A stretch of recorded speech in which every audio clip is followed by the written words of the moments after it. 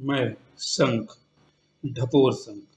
ढपोर बोले तो आवाज में जोर और शंख को तो पवित्र माना जाता है। कहते हैं कि स्वस्थ काया के साथ माया देते हैं शंख। जैसे शिवलिंग और शालिग्राम कई प्रकार के होते हैं, उसी प्रकार शंख भी कई तरह के होते हैं। इसी बिरादरी का मैं भी एक अंश हूँ। मैं ढपोर शंख हूँ। ढपोर बोले तो आवाज में जोर।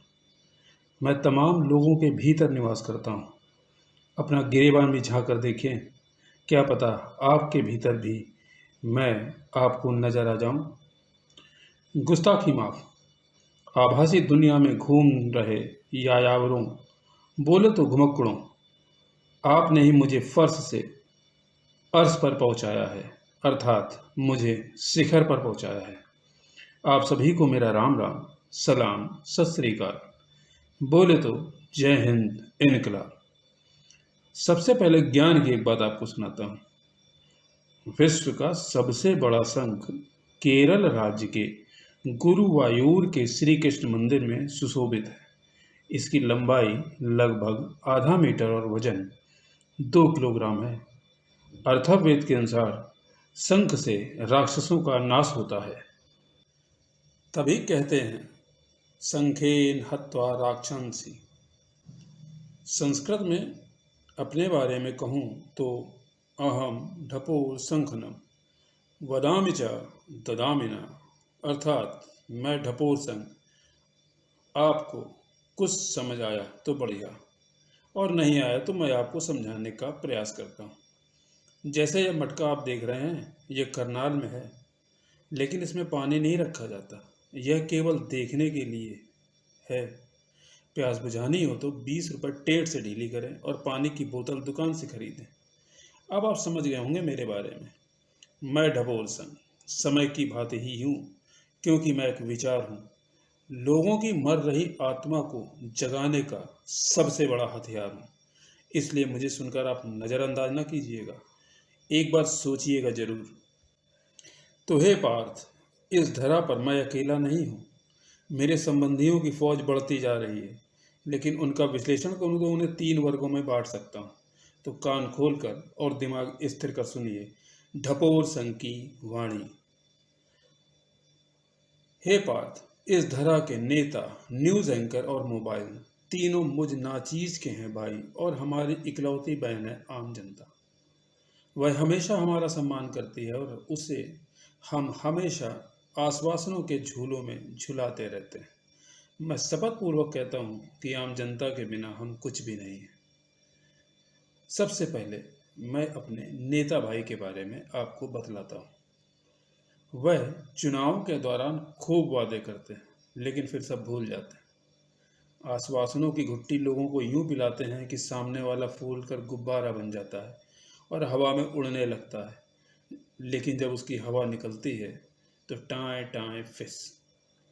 नेता भाई जो हमारे हैं, उनकी सबसे बड़ी खूबी है अपने विपक्षी सहोदरों की बुराई करना, लेकिन समय देखकर, क्योंकि शर्तें लागू हैं। दरअसल इस क्षेत्र के महारथी किसी के दुश्मन नहीं होते। कभी दोस्त दुश्मन और दुश्मन दोस्त बन जाएं, कुछ कहा नहीं जा सकता। इनका कद ऊंचा हो ना हो, सोच जरूर ऊंची होती है। और नेताओं का फेवरेट कलर है वाइट। वाइट बोले तो सफ़ेद। आगे आप समझदार हैं। क्यों इन पर बहुत जल्दी दूसरों का रंग चढ़ जाता है।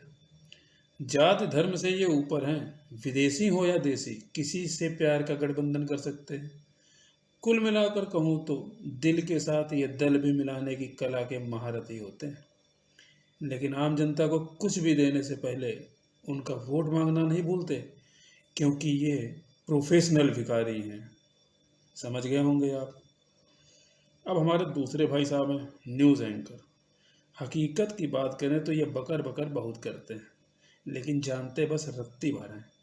इनसे किसी भी मुद्दे पर बात करिए तो वह ज्ञाता बनने का ढोंग करते नजर आएंगे।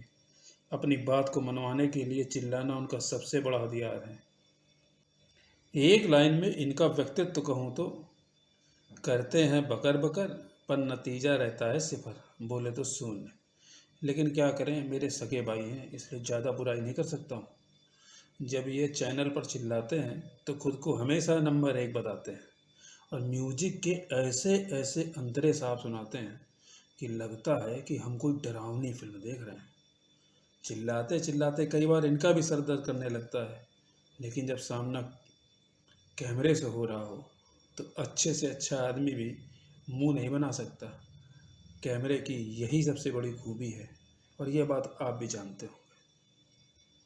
न्यूज़ एंकर भाई साहब को सुनो तो लगता है कि ज्ञान देने में इनका कोई सानी नहीं है और आम जनता को ये बेवकूफ़ समझते हैं। बक बक कर कर उन्हें पकाते रहते हैं। जयंती हो या पुण्यतिथि इन्हें कोई फर्क नहीं पड़ता। हर जगह मंजर दिखलाते हैं। इसी प्रकार इनके यहाँ होने वाले बहस के प्रोग्राम में स्वस्थ चर्चा कम झगड़ा दिखाई पड़ता है। लगता है कि ये आम जनता को समझाने नहीं आपस में लड़वाने बैठे हैं। ये भी क्या करे, धंधा है, टीआरपी बटोरनी है तो टाँय टाँय करना मजबूरी है। बहस में लड़ाई जो होती है उससे टीआरपी मिलती है और टीआरपी से मिलता है बिजनेस। बिजनेस बोले तो माल, माल से ही चेहरे पर आता है नूर और चैनल चर्चा पाता है भरपूर। कैसी कही? खैर, अब अपने सबसे प्रिय मोबाइल भैया के बारे में आपको कुछ बताऊं तो आप खुद ही हंस देंगे। कहेंगे बुड़बक हो का, मोबाइल हमारे हैं और हम उनके प्यारे।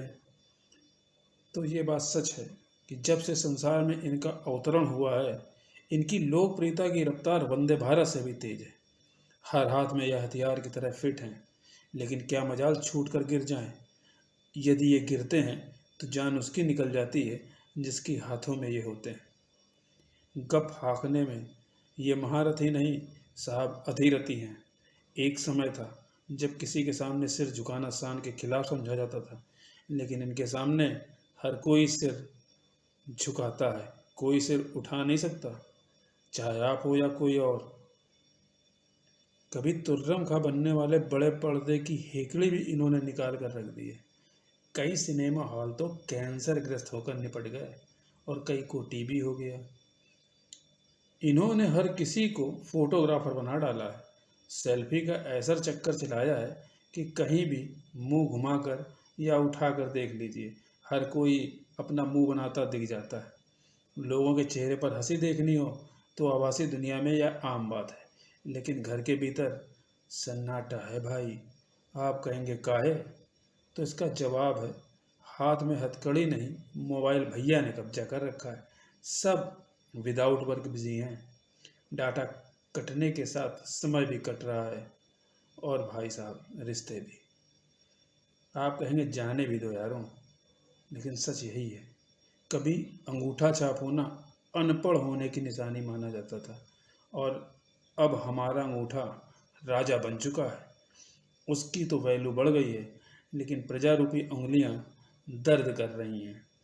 क्या करें, कंट्रोल नहीं होता। एक बार उंगली कर कर देखिए स्क्रीन पर, आप उंगली करते ही जाएंगे। इसीलिए कहा है, सच है मोबाइल ऐसी किताब है जो कभी ख़त्म नहीं होती, केवल ख़राब होती है। और कहीं बैटरी ख़त्म हो जाए तो लोग अपनी कम, बैटरी की ज़्यादा चिंता करते हैं। इसे फुल करवाने के लिए किसी के सामने हाथ जोड़कर भीख तक मांग सकते हैं। यकीन ना हो तो आजमा लें, बस एक चार्जर लेकर कहीं भी आया जाया करें। मोबाइल वाले भिखमंगे आपको ज़रूर मिल जाएंगे। Scene change. या आप भी भिखमंगे बनकर किसी से चार्जर मांगते नजर आ सकते हैं बिड़ू। अब मैं अपनी क्या कहूँ, मैं ढपोर सन। ढपोर बोले तो आवाज़ में जोर और आपकी मर रही आत्मा को जगाने का सबसे बड़ा हथियार।